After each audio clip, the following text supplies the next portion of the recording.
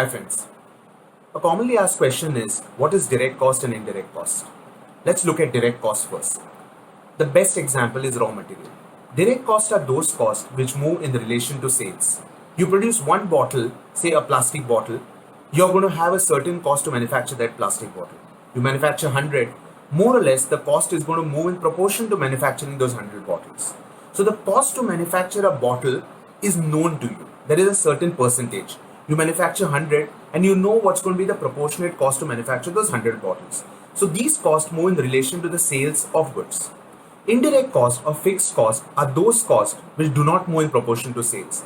You'll require to have a certain amount of indirect cost irrespective of the production which you're going to do.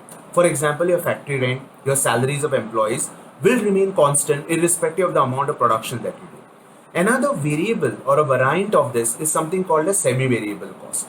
These costs will move in relation to your production but not in direct proportion. So for example, your workers' cost. While you may say that to manufacture 100 pieces, you'll require a certain amount of variable cost. And if you don't manufacture, you don't require any persons, it may not really happen in that nature.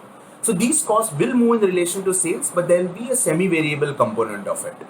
So generally you have a direct cost and you have an indirect cost. Now when you look at your direct costs, there is more control over these costs because depending on your bill of material, depending on your budget, you know if you have done a certain amount of sale, what should have been your direct cost. When it comes to indirect costs, you need to have a control over these costs because generally these costs grow over a period of time. It's because of inflation, because of increments, because of market condition that these costs keep on ballooning up. Now what happens is suddenly if 1 year you have a bad year, these costs cannot be controlled. These costs will always remain static. So it's important to have a tight budget over these kind of costs.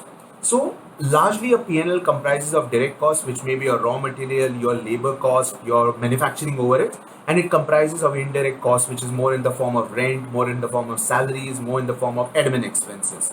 Both costs are very important to your P&L. You need to have a good control over them.